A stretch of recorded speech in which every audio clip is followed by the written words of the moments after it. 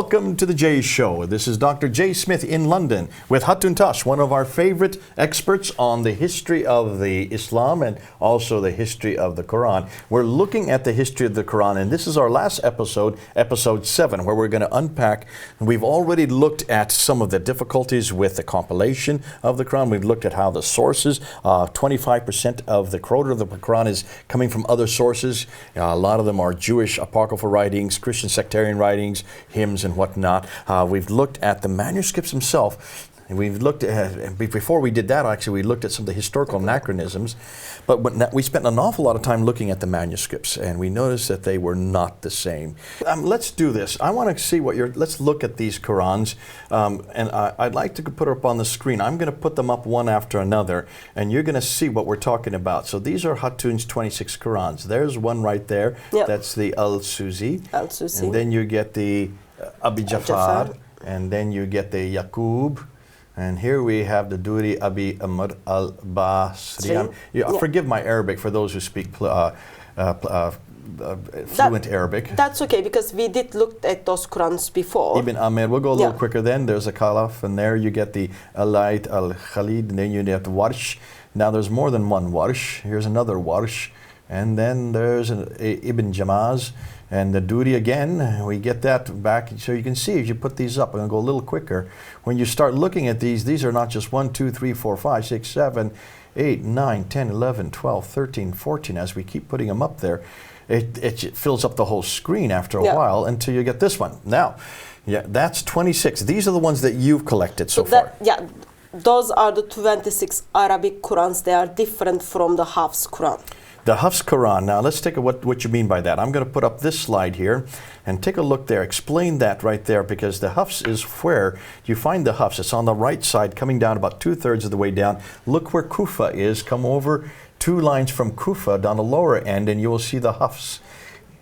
So Hafs is one of the Quran which was sent to Kufa, and it comes like from Imam Hafs around 800. 805 is when he died. So you're talking about 9th century. There is some in-house debates like if he died in 805 or 796. Okay, the end of the 8th century, the beginning of the 9th century. He died, and he wrote this near the end of his life. So the Quran Muslims are reciting all over the world is the Quran with attributes back to the Imam Hafs. You're using the word attributed because we don't even know if this comes from him, because there was no Quran. He has no Quran he left behind. So this is what we think comes from the Imam Hafs, but we don't know. We don't know. We don't know. We have no idea. It's nothing more than an attribution. It could be completely fictitious. It could be nothing more than hope, and that's probably all it is. But nonetheless, that's the one they give, and he comes from the Kufa school. Now, when you look here on that graph again, you notice what Hatun has done. You see 5 different cities on the right. You will see Mecca, Medina, Damascus, Kufa, and Basra. So 3 of these, well, Damascus is in Syria, Kufa and Basra are what we know. Kufa is just south of Baghdad, those are in Iraq, and Mecca and Medina would be in Saudi Arabia, today's countries. Yeah, so the Quran we are using today, actually Muslims are using today, is the Quran comes from Kufa. It's not the Quran which comes from Medina or Mecca, it comes from Kufa. And when you look at the names on the right-hand side of that graph, you will see that every one of those names are readers. These are students of teachers, and the teachers are on the left, and then their teachers are on the left of them. So this is the 3rd generation. And look at the dates. Look at the dates. They're all 864, 904, 812, 855, 859, 856, 843. Are you getting the same? Yeah, here's the amazing. These are 9th century. Yeah, so those are known by Muslims as Qiraat.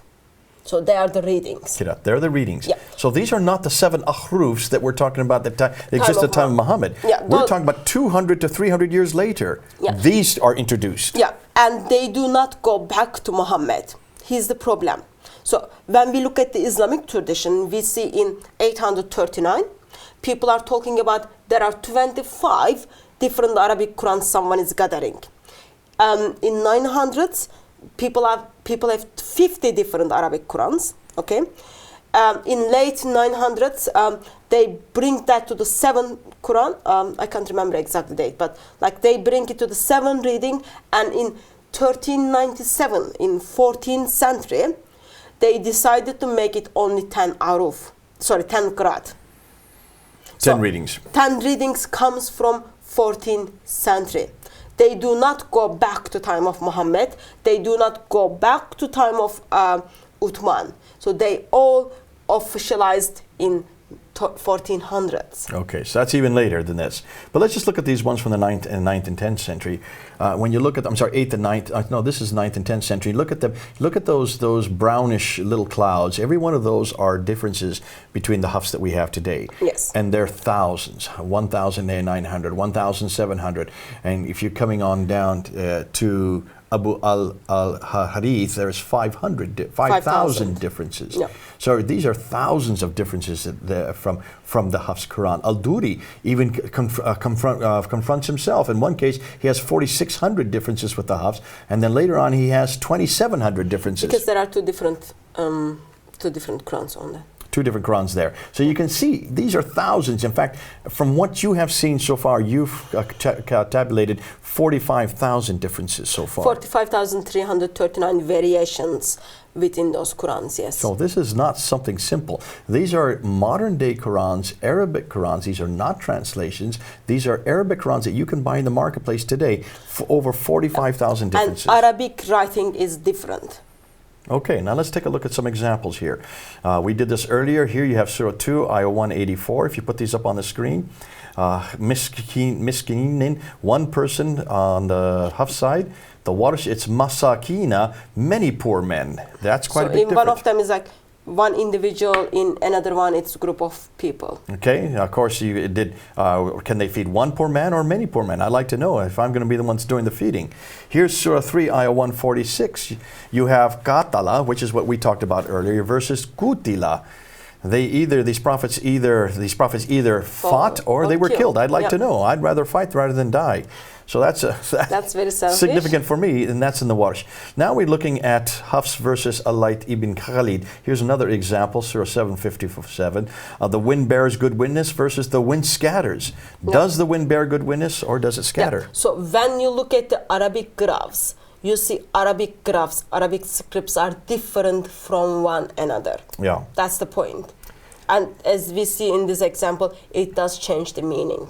Now, just for those who have brought this up, I know online many people have said, well, I can't find this word changed. Here's an example, Surah 7:144, where you have Hafs on the left in blue, Abi Jafar in brown, but it's in yellow. But take a look where it's not in the text, the major text, it's in the margin. People don't realize that some of the things we're looking at are in the margin. This is where the variants are brought, because that's where Abi Jafar is different from Hafs. Yeah. And there you have with my messages in Hafs, and you have with my message singular. Yeah. In the Abi Jafar. Here's Surah 10, Ayah 2, and we see this is between Warsh and Hafs. Just by adding a dagar alaf. Surely a magician, if you take the dagar alaf off, it's surely a work of magic. Yeah. Hatun, that's hugely different, isn't it? It does change the meaning. Changes the meaning completely. Is this a magician? Is this a man? Or is it an action? Yep. Now, Dr. Bernie Power, this is his graph here, and he looked at the number of variations, and he found over 5,000 vowel marking differences per version that he looked at. An average of 100 to 150 consonantal differences or dots per version. Now, he didn't look at the 26 you're looking at. He only had 17 so far, so he's behind you. But can you see these make the difference? And you have looked at 45,000 differences. Yeah. You're still counting them, and you found 3,000 in some cases, 2,700 differences in other cases. Yeah. You can unpack that there, but you can see these hugely change. Yeah, and remember, they are the current Qurans, Jay. These are current Qurans. You can just go to the bookshop and then you can buy them. And remember, in 800s, there were 25 different Arabic Qurans. As in 900s, there were 50 different Arabic Qurans. They decided now, like these 10 readings, 10 Qur'an, has been officialized in 1400s. That's very, very, very late. That's like over 700 years after the death of Muhammad. And it is, again, people were the ones who made those decisions. In every case, it comes back to man's decision. Yeah. In every case, these differences are man-made. We'll get to this as we come to the conclusion. But let's now go to a controversy that has come up, that came up in 2015. 2 folios were found, and here we get to problem number 7. Yeah. Problem number 7, we'll put up on the screen there, is the Birmingham folios. The Birmingham folios were introduced by, well, actually, Fedali, a lady who was doing some studies in Birmingham. She was going through the manuscripts that were there, and she noticed 2 folios in a manuscript that didn't really belong. They weren't the same. They didn't look the same. So she noticed there were 2 pages were part of different book. A different manuscript, and she could see just by looking at the texture, by looking at the script, that these 2 pages should not be there. So she pulled them out, and she got permission to send them down to Oxford to go to the carbon dating labs in Oxford, Oxford University, and they looked and carbon dated them. And let's just look at the slide here. This announcement came out on July 22nd, 2015 by Dr. David Thomas. Was put onto BBC News, front page BBC News. We all heard about it, that this is the oldest Quran, because when they carbon dated it, they carbon dated this to 568 to 645. Now, what do we mean by that? 568 to 645. So first of all, carbon dating is when the animal lived. No, it's actually when he died, so it would be... animal died before 568. Had to be died. So because when you die, then you start exuding carbons, and that's why they could start counting them. But so this is not after the animal died, this is up until the death of the animal. So... but it's a very inexact science, isn't it? Yeah, it's like they are giving us approximate kind of numbers. So if we go with the early state, 568, that means those 2 pages. Let's look at them up there. We'll put them on the screen there. Can you see? That means those 2 pages contains the revelation Muhammad had before Muhammad was born. Okay, it's because he was born in 570. Yes, 2 years before Muhammad was born, those 2 pages reveal to Muhammad. You can't have this. That's one of the options. If you go to later state, then you would have to say, actually, when Islamic tradition tells us Uthman ordered every manuscripts to be burned, actually those manuscripts are dating before Uthman. So this is, in every case, whether you take the earliest date or the latest date, it's too early. It's too early for Muhammad's life, and secondly, if it's the latest date, it's too early for the Uthmanic recension. It contradicts the Islamic tradition. It could all the way through. Yeah. But remember, those are datings are not when it is written down. Dating is when the animal stopped living. When he died, when they start to deteriorate and the carbon starts to emanate. What's interesting is when you look at the contents of these 2 folios. We've got them pictured there. You can look at them on the screen. They include Surah 18, Ayah 17 to 31, Surah 19, Ayah 91 to 98, and Surah 20, Ayah 1 to 40. So if you just look at the pictures, you can see actually it doesn't have the dots. So it is practically difficult to read them, by the way. But amazingly, they were able to read it. Well, they were able to look and they'd be able to see because of the... And when they looked at it, with others, they noticed that Surah 18 is the story of the 7 sleepers of Ephesus. Metaphrastes and Sarug, 521 AD. Surah 19 to 91 to 98 is from the Proto-Evangelium of James, 145 AD, and also from the Pseudo-Gospel of Matthew, 680. And then Surah 20, Ayah 1 to 40 is the story of Moses. It's very close to the story of Moses that we have in the Bible. So, what we have is those 2 pages contains the stories which were exist before Muhammad. Okay, we're going to come to that before you jump to your conclusion. Don't come to conclusions there. That's interesting. So these are not really anything to do with Muhammad. These are nothing to do with his life. These are nothing to do with what he did or said or what was happening around him. These were already stories from before Muhammad. Okay, take that and note that because that's important as to what we're going to go with. So let's look at these. The one with the 7 sleepers, Surah 18, 17 to 31.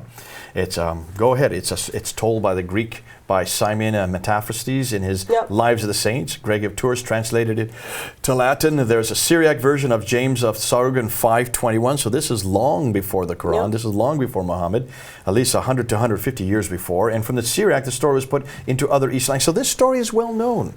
Long before. It wasn't something new to Arabs or Arabic script. So these stories were exist before. And let's look at then at the Surah 1998 to 1998, and also Surah 21 to 30. Syriac works, a proto-evangelism of James, the Gospel of Pseudo-Methodism. These are all long before the Quran, long before Islam. So those two Birmingham manuscripts doesn't give us something brand new, but it tells us those stories were exist before.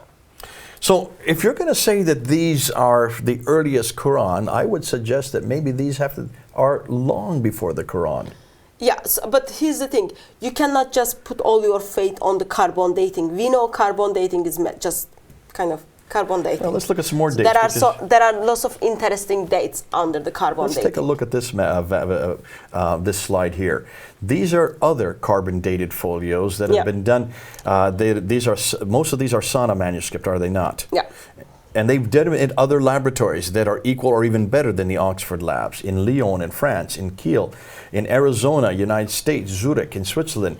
And when they looked and they used carbon dating again on the manuscripts from Sana, they get dates in Lyon that went from 388 to 538 AD. Yeah, Muhammad was born in 570. They were much earlier than Muhammad's. Another manuscript that they dated was 443 to 599. Yeah, so that again, this shows us you cannot trust the carbon dating. Even in Arizona labs, 443 to 599 and 543 to 643, that supports what there was in Lyon in France.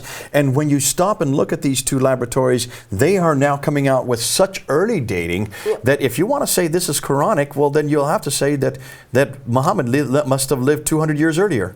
Yeah, in some of the occasions, we know which page they kind of checked it. Like we can kind of chase the back and then see if that story was pre-exist or not.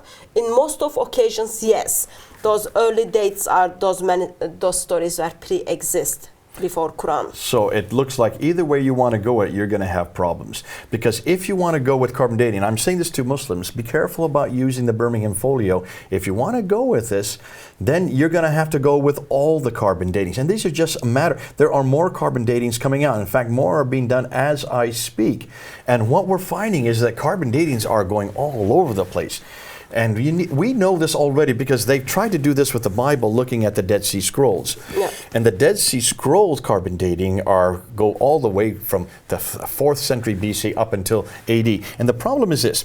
In order to have carbon datings, you need to have carbon deterioration. Yeah. And there are only two places where they have really looked at carbon deterioration and put it on a graph. One is in the west coast of America, and the other is in Japan. Yeah. And neither of these are the Middle East. So if those are the only two places that they have scales for, there's a lot more liquid, and there's an awful lot of topographical differences. There's enormous different historical differences in those two locations than what is in the Middle East that's much drier. So in one sense, carbon dating gives us idea, but you cannot put all your faith on carbon dating and then say, yes, I trust the carbon datings are given by the scientists. Because they're going to have to throw Muhammad out of the picture. Yeah. They're going to have to throw Islam out of the picture. And they're going to have to say the Quran actually is exactly what we've been finding. These are pre-Islamic. Yeah. And these are nothing more than examples of, as we said, apocryphal writings. And as we said, remember we talked about this in another episode, that if you look on the graph, Cain and Abel, this comes from the Targum of Jonathan and Isaiah. Abraham and Mecca, this comes from the Mishnah of Rabbah. The Queen of Sheba story, this comes from the second Targum of Esther, all from the 2nd century. Yeah, because of that, it cannot be surprising when we hear there are the carbon datings takes us back before time of Muhammad. Wow. Because those stories were already exist. So, now, what we want to do, and for the last 7 minutes, what I'd like to do is I'd like to just review of everything we've done in all 7 episodes. Yeah. So let's kind of go through and let's unpack what we have done, Hatun. We started out when we looked at the compilation of the Quran. Well, even before that, we looked at the claims. Yeah. And we started with the Mishkat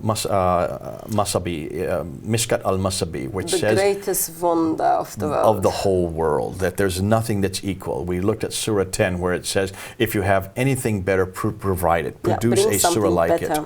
And then Surah 43 is the mother of the book. It's the mother of all books. Yeah, so Islamic tradition simply was telling us there is nothing like Quran in this world. And we looked at the claims come from Muslims, which were telling us Quran is the only book which never changed, not even dot changed. Wherever you travel, it is exactly the same Quran. Those are pretty big claims. And when we look into Quran itself, we see Quran makes eternal claims about individuals' eternity. That's why it's important we look at those claims and then see if those claims are correct. Is Quran really greatest wonder in the world? Is it correct that Quran is the only book never changed? Even the dot to dot. And we found in every case this is an error. This is fraudulent. So we looked at compilation of the Quran, how it came to be as a book. Sorry, that's the Bible. The long book. Yeah, we do know this one. How it came together as a book, and then we saw it become a book by human helps. Human helped it, human supported, and human made it. It has nothing to do with Muhammad. Second Quran is compiled under Uthman around 650s. That's what they say. Yeah, that was Islamic Turkish. We have pretty well now shown by looking at the historical anachronisms that it's full of errors within itself. We've shown that it could not have been written by God. God would not make error after error after error. He would not get chainmail differences. He would not get the crucifixion all mixed up. He would not get the places like the Qiblas all confused. Yeah. He would certainly not have problems with knowing who his men were and what they were saying. And his own mother, he would not know where his mother was. He knew who his mother was, and she was not the same Mary. Yep. That's in the Old Testament, 1400 years earlier than the Mary of his mother. So you can see why the Quran is confused in many of these historical problems. We can see that source-wise, it's been borrowed from many sources. When we just kind of put the informations in the Quran on the historical line, we see actually Quran destroys the history. It destroys history. And history destroys and cannot back up. History destroys it. Yeah, cannot back up the Quran. So it destroys history and history destroys it.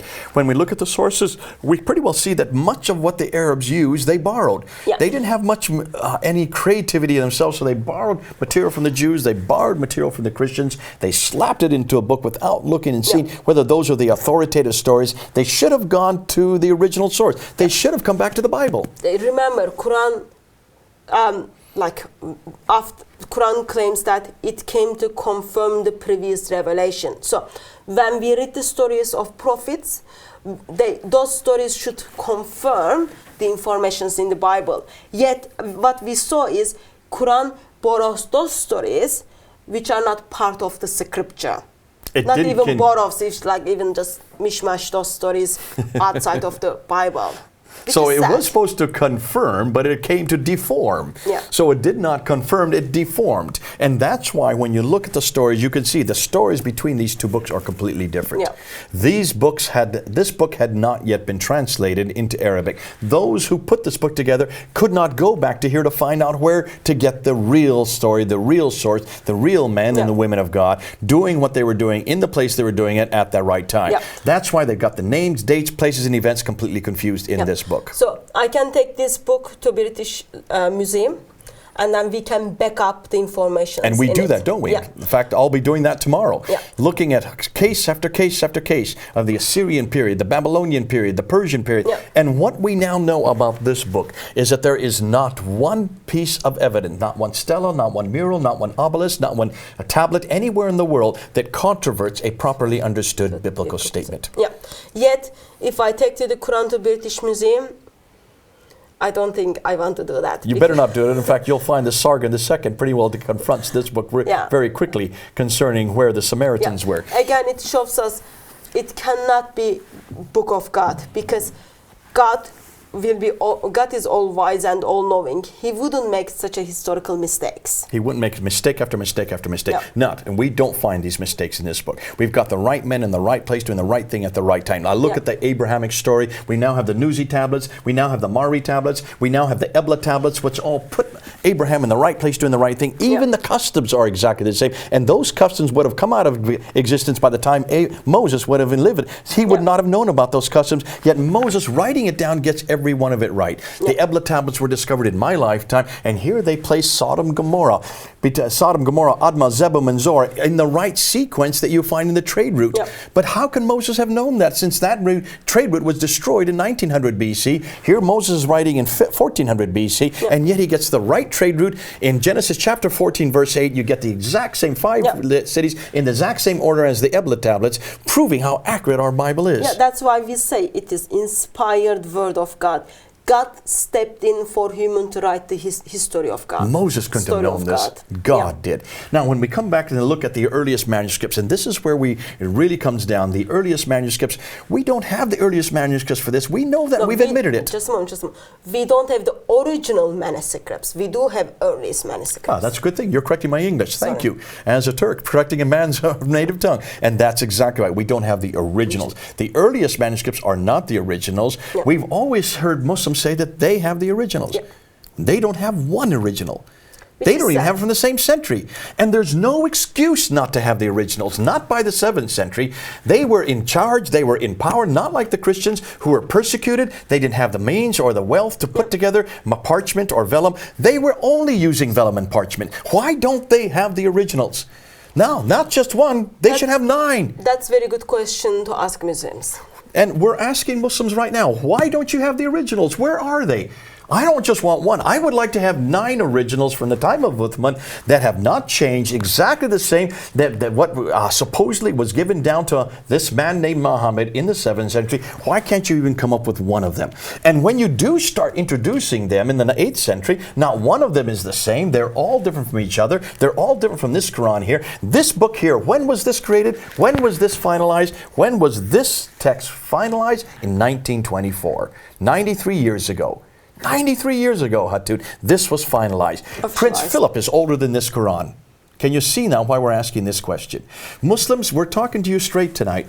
Hatun and I ask you, be careful of what you claim. You say the Quran is eternal. It's no longer eternal. You claim that it was sent down to Muhammad. I don't even know who Muhammad is. We're going to get into that in the next episodes about who Muhammad is. You say that he had something to do with it. We know he had nothing to do with it. You say it was complete at the time of Uthman. We know pretty well now that there was nothing there at the time of Uthman. You say that it has been unchanged since that time. We would not make those claims about our Bible. We know the Bible is not eternal. It was not sent down complete in its original form. Yes, change, we know where the changes are. But, you know, Hatun, this is not our only Word of God, is it? We've got the eternal Word of God. We do have another Word of God. His name is the Lord Jesus. The Logos, the Word. The Logos. Now, let's ask the same 4 questions of Jesus Christ. Now, let me ask you, Hatun, is Jesus eternal? Yes. Ooh, number 1. Was Jesus sent down?